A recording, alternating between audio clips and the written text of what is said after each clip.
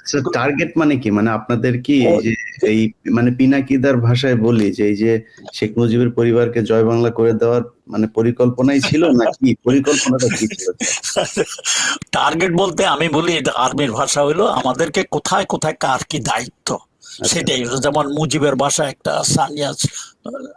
সানিয়াবাতের বাসা একটা, শেখ মুনির বাসা একটা, রেডিও স্টেশন একটা।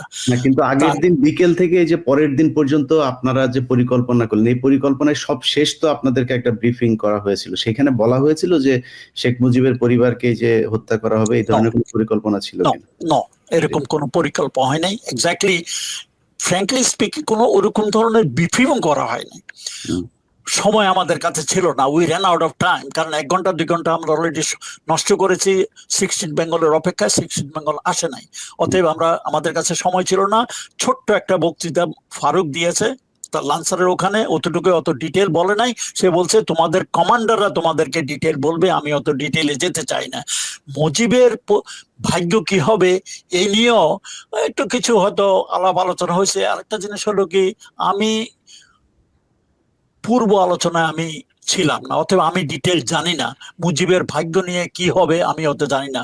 তো রশিদ কিছুদিন আগে জিল্লুর রহমানের কাছে তার একটা ইন্টারভিউ দিছে। এই ইন্টারভিউটা কিন্তু 15-20 বছর আগে রেকর্ড করা, এটা রিসেন্টলি রিলিজ হয়েছে। রশিদের কথা মতে যে মুজিবকে ওখানে মুজিবের বাসায় মারার কোনো প্ল্যান ছিল না, বা অন্য লোককে মারার কোনো প্ল্যান ছিল না।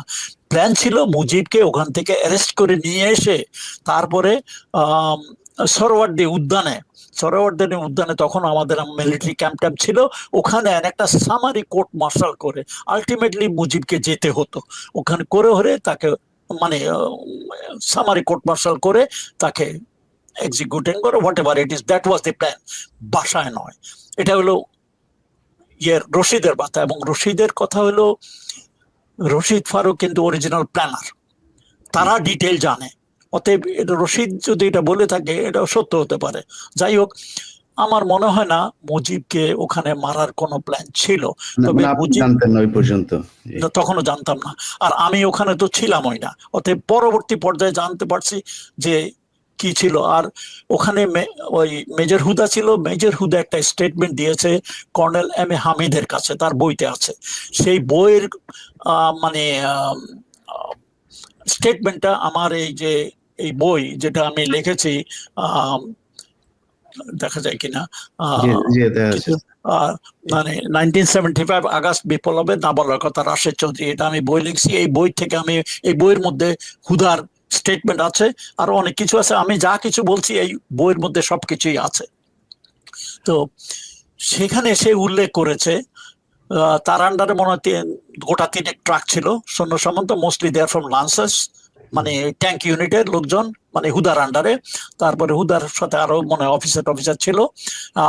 হয়তো একজনের দায়িত্ব ছিল ওই 32 নম্বরের মেন রোডের থেকে ব্যারিকেড করা 2 মাথায়। আর তার সাথে অন্যান্য অফিসার ছিল। তার কথা মতো মানে যেটা সে বললো। আচ্ছা, তার আগে আমি কিন্তু রেডিও স্টেশনের কথাটা জি, একটু জি, শেষ করি। শেষ করে তারপরে ফেলছি। রেডিও স্টেশনে কিছু পরে ডালিম আসলো, ডাকছে আসলে আমার জিজ্ঞেস করে সব ঠিক আছে না, আমি everything is okay, everything is fine. Radio station আর একজন টেকনিশিয়ান ছিল, দে আর ভেরি হেল্পফুল।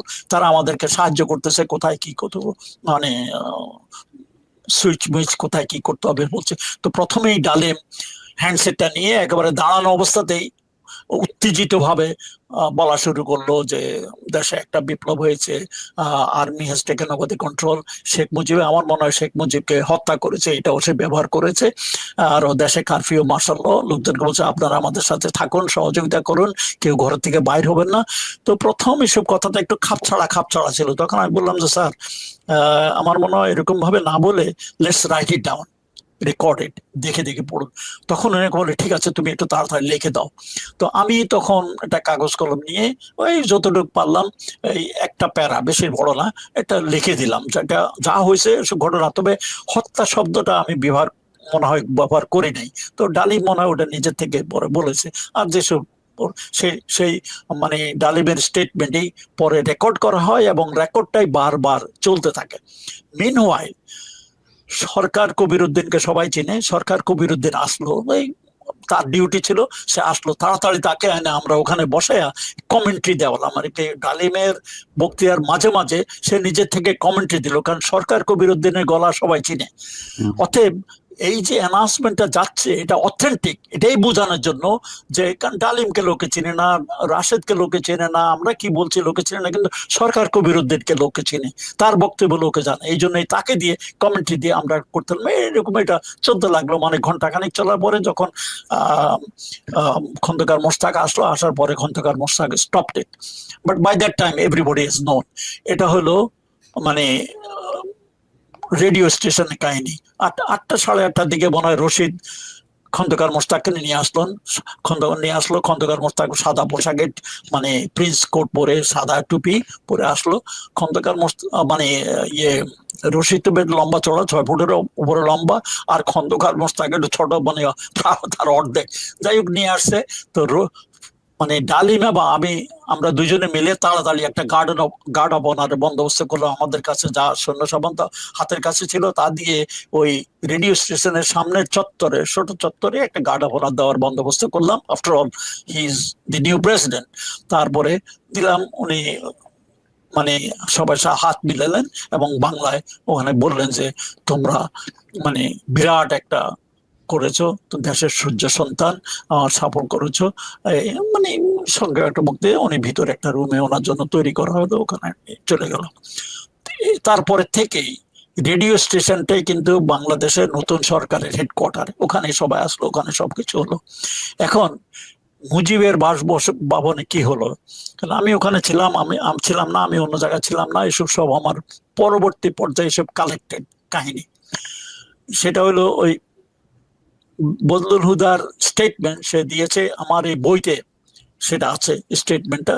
সেই স্টেটমেন্ট মধ্যে সে বলেছে যে সে সৈন্য সামন্ত নিয়ে তখনও ভোর হবে সে প্রথমে বাড়ির কাছে আসে নাই, দূরে রেখে সে ওদেরকে থাকতে বললে, বিকজ হিজ ফার্স্ট ডিউটি ওয়াজ সামনে যে গার্ড রেজিমেন্ট আছে মুজিবের, সেই গার্ড রেজিমেন্ট লোকজন কিন্তু তারই প্রাক্তন ইউনিটের, ফার্স্ট বেঙ্গল আর্টিলারি থেকে আসছে, কুমিল্লার থেকে। তখনকার দিনে নিয়ম ছিল মিলিটারির এক এক ইউনিট এক এক মাসে এই গার্ড ডিউটি করবে।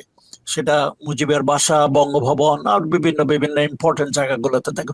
তখন ওই মুজিবের বাসার দায়িত্ব ছিল ফার্স্ট ফিল্ড আর্টিলারির রেসপন্সিবিলিটি। এই আর্টিলারির কমান্ডার ডালিম ছিল এককালে, আগে পাশা ছিল, তারপর ডালিম। আর ওই ইউনিটের অ্যাডজুটেন্ট ছিল বজলুল হুদা। এরা সবাই কিন্তু খুব পপুলার অফিসার, সবাই তাদের মানে ইউনিটের সবাই তাদেরকে চেনে। তো ওদেরকে দূরে থামাইয়া তখন হুদা ওই গার্ড রেজিমেন্টের কাছে ওখানে গেল। তখন তারা রেডি হচ্ছিল রেভেলি করতে। রেভেলি মানে সকালে ফ্ল্যাগ হোয়েস্টিং অনুষ্ঠান হয়, ওতে বিগল বাজায় ওটা কয় ফ্ল্যাগ, ওই রেডি হইতেছিল প্লাটুন খানেক লোকজন। তো হুদা আস্তে আস্তে ওখানে গিয়ে ওদেরকে, এগুলো আমি সব বলতেছি হুদার কাহিনীর থেকে, যে স্টেটমেন্ট সে দিয়েছে আমার বইতে আছে। সে বলেছে সে ওখানে যায়, ও হুদা সুবেদারের সাথে কথা বললো, ওরা সবাই হুদাকে চিনেই তাকে বললো। তখন হুদা বললো যে আর্মি হ্যাজ টেকেন ওভার, এখন আমরা এখানে আসছি, Mujib is no more in power, মুজিবকে অ্যারেস্ট করতে আসছি, এবং আপনারা আমাদের সাথে আছেন কিনা। এক বাক্যে সবাই বললো স্যার আমরা আছি আপনাদের সাথে। তো হুদাকে বললো যে ঠিক আছে আপনারা রেডি থাকুন, কিন্তু কেউ যেন মানে এখনো 32 নম্বর ঘরের ভিতরে কেউ যেন না ঢুকতে পারে, এটা আমরা দেখে লাগবে। কিন্তু এই হুদা বলছে আমি একটু আমার সৈন্য সামন্ত নিয়ে আসি এবং LMG বিভিন্ন জায়গাতে আমি বসাবো, সেগুলো ঠিক করে আসি। মিনওয়াইল ওই লান্সারের লোকজন আয়সা তারা ভিতরে ঘরের ভিতরে ঢোকার জন্য মানে ইয়ে করতেছে।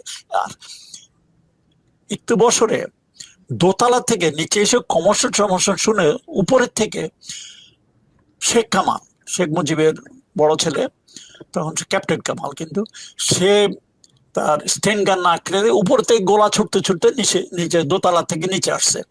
আর আরো বলা হয়েছে উপরে দোতলা থেকে সুলতানা শেখ কামালের ওয়াইফ, সেও একটা মানে অটোমেটিক রাইফেল দিয়ে দোতলা থেকে নিচে যে জমাত হয়েছে তারা বুঝতে পারছে তারা কেউ অ্যাটাক করতে আসছে, মানে 32 নম্বরে মুজিবের বাসী, ওখান থেকে গোলাগুলি করছে। এসব গোলাগুলি হওয়াতে একজন সিপাহী মারা গেছে, আরো মনে হয় দুই একটা ওয়ান্ডেড হয়েছে, কারণ তখন অন্ধকার ছিল, অন্ধকারের মধ্যে গোলাগুলিতে পড়ছে, মারা গেছে। এই এখন চোখের সামনে তাদের একজন সিপাহী মারা গেছে, এটা দেখে অন্যান্য সিপাহীরা খেপে গেছে। গুলি আগে স্যার শুরু হলো কাদের পক্ষ থেকে? মানে বজলুল হুদার কথা মতো শেখ কামাল এবং তার ওয়াইফ সুলতানা, এই দুজনের থেকে গোলাগুলি। শেখ কামাল সিঁড়ি বেয়ে নিচে আসতেছিল, গোলাগুলি চিল্লাইতে চিল্লাইতে, মিলিটারি পুলিশ, ভাই ভাই আমাদের অ্যাটাক হয়েছে, আপনারা আমার সাথে আসেন, সে গোলাগুলি করতে করতে নিচে নামে আসছে। আর উপরে দোতলা থেকে সুলতানা কামাল ওই নিচে সৈন্যদেরকে গুলি গুলি করছে, ওখান থেকে শুরু হয়েছে প্রথম।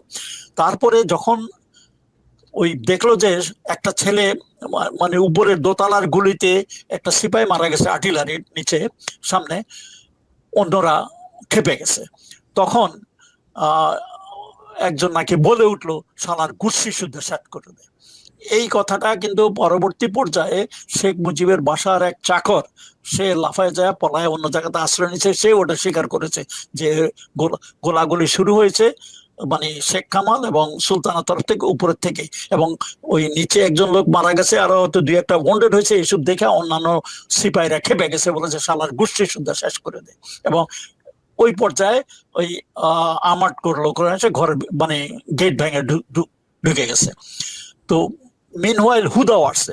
এটা কিন্তু হুদা তখন অবস্থায় ওখানে ছিল না, তার বলছে যে ঘরের ভিতরে না যেতে, কিন্তু তার কথা না শুনে সবাই এসব গোলাগুলি দেখে তারাও ভিতরে ঢুকে গেছে। তারপরে এই পর্যায়ে কিন্তু গোলাগুলি একটু বন্ধ হয়েছে। তারপরে হুদা আয়সা তার লোকজন নিয়ে আবার ভিতরে ঢুকলো। By that time I think Sheikh Kamal is dead. Sheikh কামালের সাথে হয়তো ইয়ে ছিল, শেখ নাসিরও ছিল সেদিন বাসায়, আরো কিছু পুলিশ দুই একজন ওখানে হয়তো মারা পড়তে পারে। আর হুদা তার কিছু সৈন্য সামন্ত নিয়ে উপরে গেছে। His duty was according to him to bring Sheikh Mujib down, এবং তার সাথে তার কথা মতো মেজর মহিউদ্দিনও ছিল। তারা উপরে, আর মিনওয়াইল শেখ মুজিবও তার ঘরের থেকে বাইরে আসলে হুদা, মহিউদ্দিন ওরা শেখ মুজিবকে নিচে নামায় আসতেছিলেন, সিঁড়ি বয়ে নিচের দিকে আসতেছিলেন। যে মুহূর্তে তারা সিঁড়ি বয়ে নিচে আসতেছিলেন, অমন সময় উপরে থেকে নাকি আবার গুলি গালা শুরু করছে। এই সময় শেখ জামাল, সেও ওই রুমে, শেখ জামাল এবং সুলতানার ও দুজনেই এলো পাতাড়ি গুলি গালা শুরু করছে। এক গুলিতে এই মুজিবের পিছনে ছিল একটা সিপাহী পড়ে গেছে, মানে বন্ডেড। আর গুলিগালা আওয়াজ শুনে মহিউদ্দিন এবং হুদা ওরা দুজনে ডাক, শেখ মুজিব তখনও দাঁড়ানো ছিল, এবং তারা ডাক করে বেঁচে গেছে গোলাগুলি শুরু করতে। আর এই গোলাগুলির আওয়াজে ওই গেটে দিয়ে বাই দ্যাট টাইম অন্যান্য লান্সারের লোকজন যারা আসছে, তারাও মানে ঢুকে এসে একেবারে মানে পাগলের মতো হয়ে গেছে, তারা পাল্টা গুলি দিয়ে। এবং মুজিব, উনি নিজে অনেক বড় লোক, লম্বা চড়া, আর গুলি ওই মুজিবের গায়ে লাগছে সবগুলো, নিচের থেকে গুলি করছে, and he fell down and streaming blood. এই হলো মানে হুদার। এই যে আমরা ওই যে মুহিত সম্ভবত এই যে মামলার আসামি, সেই ব্যক্তির বক্তব্য শুনি যে রাসেল এসেছে, আমাকে বাঁচাও, সিনেমার মতো করে দৌড়ে এসেছে, তারপরে ওনার কোলে জড়িয়ে ধরেছে, উনি বলেছে না ওকে মেরো না। হ্যাঁ, তারপরে মানে এই যে সিনেমা নাটক, এগুলো কি হয়েছিল?